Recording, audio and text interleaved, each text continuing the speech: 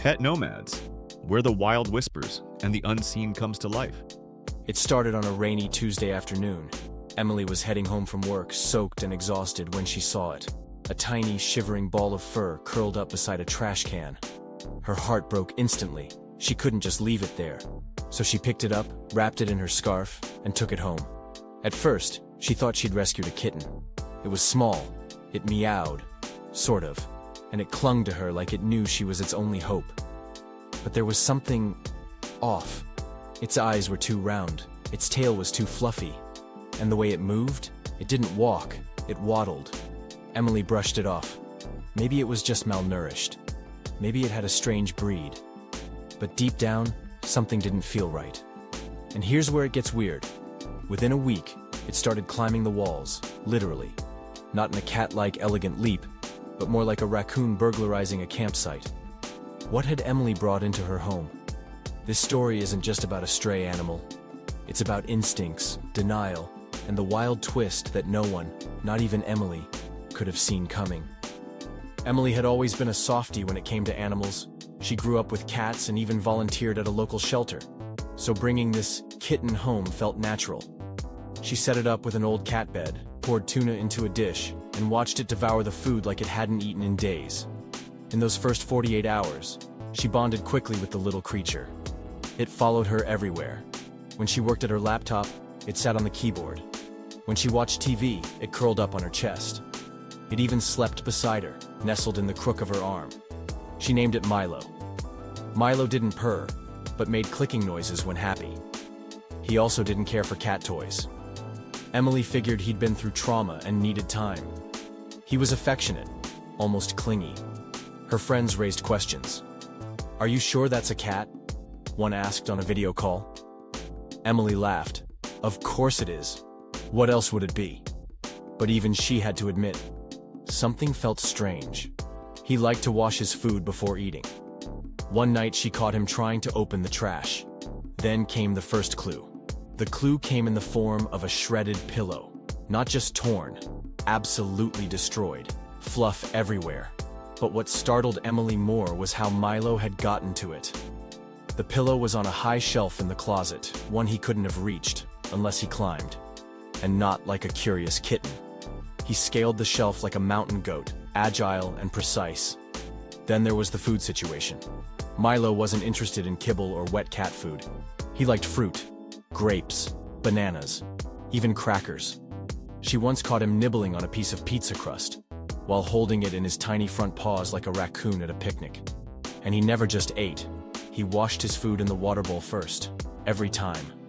Soon he began stealing things, small at first, keys, hair ties, earbuds. She found them stashed under the couch, hidden like a treasure hoard. Then it escalated. A ring, a spoon, even a $20 bill. Emily began locking drawers and cabinets. Behavior-wise, Milo didn't act like any cat Emily had ever seen. He didn't meow. He chirped. He chattered. And when startled, he made a high-pitched trill that sounded more like a jungle animal than a house pet. He also had a habit of dunking toys in water bowls before playing with them. Once he tried to rinse a grape in the sink. He turned on the faucet, by himself. By week 3, Emily started searching online. Cat that acts like a raccoon. Cat with hands. Cat that climbs walls. Every search led her to bizarre threads and strange forums. One Reddit user replied, "Girl, that ain't a cat." Another one posted a picture of a baby raccoon, and it looked eerily similar. She laughed at first, but doubt had taken root. What if Milo wasn't a rare breed? What if he wasn't a cat at all? Then came the night she woke up to strange noises in the kitchen. Creaking cabinets. A crash. She walked in to find Milo hanging halfway inside a drawer, rummaging like a burglar. His tail flicked out behind him, way too long and fluffy. That was when she realized she might have made a huge mistake. Everything was pointing to one conclusion. She just didn't want to believe it yet. But reality was coming fast, and it had claws. Emily couldn't ignore it anymore. The signs were too obvious, the behavior too strange. So she did something she should have done weeks earlier. She booked a vet appointment. When she walked into the clinic carrying Milo in a pet carrier, the receptionist smiled politely. But the moment the vet opened the door, her expression changed. "That's not a cat," she said bluntly. Emily's heart dropped. They brought in a wildlife specialist from the local rescue. Within minutes, it was confirmed. Milo wasn't a cat. He was a raccoon, a juvenile, healthy, and very much not domestic. Emily was stunned. How could she have missed it? Looking at him now, the eyes, the paws, the striped tail, it all made sense. She'd been in denial, convincing herself that love and care could turn a wild creature into a pet. But nature doesn't work that way. The specialist was kind. She explained that young raccoons can mimic pet behavior, especially when they're alone and dependent. But they grow up fast and get destructive, territorial, even dangerous. They don't stay small and sweet forever. Emily had so many emotions: shock, guilt, sadness. She wasn't just losing a pet. She was saying goodbye to something she'd nurtured, bonded with. Something that truly felt like family. Letting him go felt unbearable, yet necessary and deeply painful. But there was one more twist. The rescue told her that Milo had likely been separated from his mother too early. If he'd been out a few more days, he wouldn't have survived. Emily hadn't just adopted a raccoon. She'd unknowingly saved his life. Still, keeping him wasn't an option. It was illegal in her state. With tears in her eyes, Emily handed him over to the wildlife center. They promised he'd be rehabilitated and, if possible, released back into the wild. If not, he'd live in a sanctuary, safe and cared for by professionals. Before leaving, Emily asked if she could say goodbye. She leaned in, opened the carrier, and whispered, "You'll always be my little Milo." And as if he understood, he reached out with his tiny hand and touched her cheek. In that moment, it didn't matter what he was. Raccoon or not, he had been hers. If only for a little while. It was the end of their story together.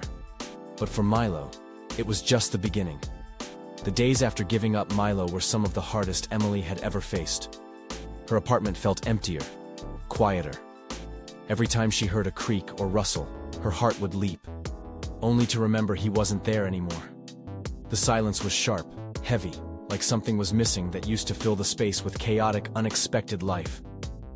She kept checking the Wildlife Center's website for updates. They posted a short note.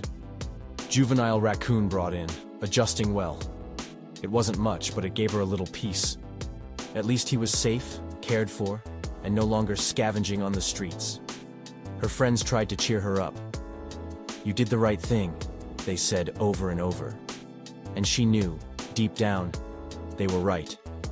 But that didn't stop the ache. What she missed wasn't just the cuddles or the funny quirks. It was the bond. That strange, inexplicable connection with something so wild, yet so trusting. Sometimes she would sit on her couch and picture him climbing her bookshelf or trying to open the fridge. The memories were fresh, bittersweet, and beautiful. He had left a mark on her life, not just as a pet, but as a reminder that sometimes the best stories begin by accident. Weeks turned into months. Slowly, the grief faded into something softer. Emily eventually adopted a real cat, an actual one this time. She named her Luna. Luna was calm, affectionate, and easy to care for. But every now and then, Emily would catch her pawing at the faucet or flipping a dish, and she'd smile. She'd remember Milo, the raccoon who thought he was a cat, and the girl who, just for a little while, believed he could be. That memory? It stayed wild, just like him. Petnomaderz. So, what do we take from Emily and Milo's story? Maybe it's this. The wild has a way of finding us, and sometimes it stays with us long after it's gone. If you've ever had an unforgettable pet moment or a bond that defied all logic, you're not alone. Stories like these are what connect us. Here on PetNomads, we celebrate those wild, heartwarming, and unbelievable animal tales. So if you're one of the true PetNomaderz, hit that like button, subscribe, and tap the bell to catch every new story. Stay curious, stay kind, and expect the unexpected. Pet Nomads, where the wild whispers and the unseen comes to life.